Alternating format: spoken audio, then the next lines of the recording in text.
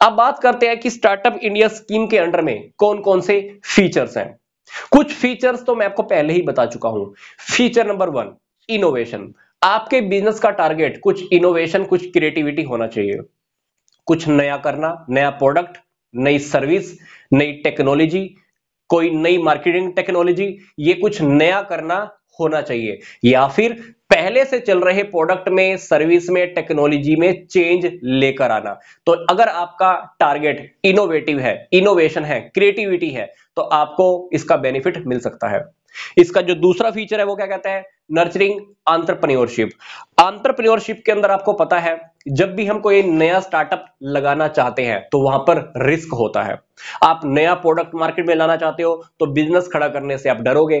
तो इस टाइप के यूथ को, इस प्रकार के रिस्क को कवर करने के लिए किसका बेनिफिट हम ले सकते हैं, स्टार्टअप इंडिया स्कीम का बेनिफिट ले सकते हैं। तो स्टार्टअप इंडिया स्कीम का जो सेकंड फीचर है वो यही है, वो रिस्क को कवर करने के लिए, काफी सारे एंटरप्रेन्योर्स को सपोर्ट करने के लिए, उनको डेवलप करने में काफी हेल्प देता है।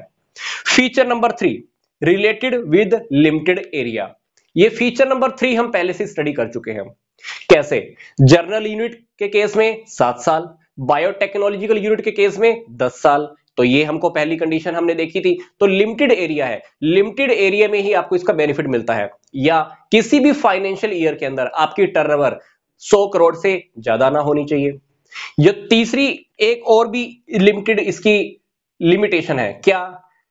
इसका बेनिफिट स्मॉल एंटरप्रेन्योर्स को ही मिलता है। ऐसा नहीं है कि पहले से जो 20 साल से बिजनेस करता आ रहा है या पहले से करोड़ों अरबों के अंदर खेल रहा है, हम उसको बेनिफिट देने वाले हैं, नहीं, ऐसा नहीं है। तो इसका जो बेनिफिट है वो लिमिटेड एरिया ही है। स्मॉल एंटरप्रेन्योर्स को बेनिफिट मिलता है, 7 साल वालों को, रजिस्ट्रेशन किए हुए 10 साल वालों को। ये बातें मैंने आपको पहले भी बताई हैं।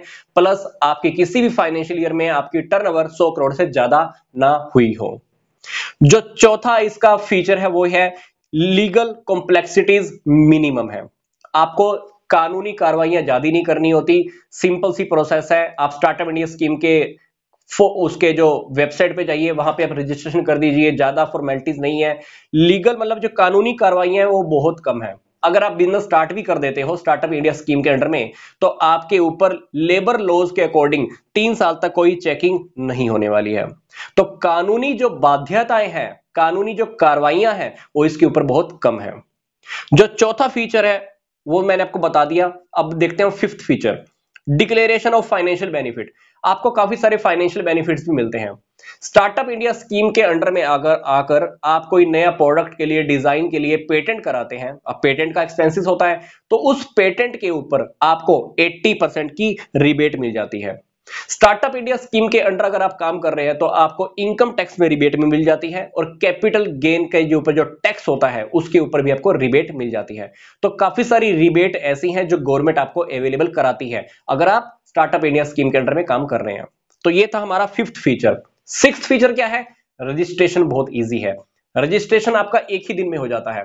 जब ये स्कीम लॉन्च की गई थी तभी एक एप्लीकेशन भी लॉन्च कर दी गई थी और एक वेबसाइट भी लॉन्च कर दी गई थी।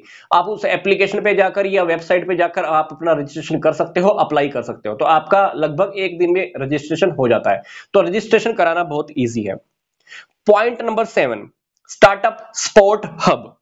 यहां पर क्या हुआ, एचआरडी जो हमारा डिपार्टमेंट है, बोले तो ministry of human resource development and department of science and technology, इन दोनों ने मिलकर ये डिसाइड किया था कि हमारे जो एजुकेशनल इंस्टीट्यूशंस हैं वहां पर हम स्टार्टअप हब की एस्टेब्लिशमेंट करेंगे। तो वहां से क्या होगा, काफी सारे लोगों को बेनिफिट मिलने वाला है।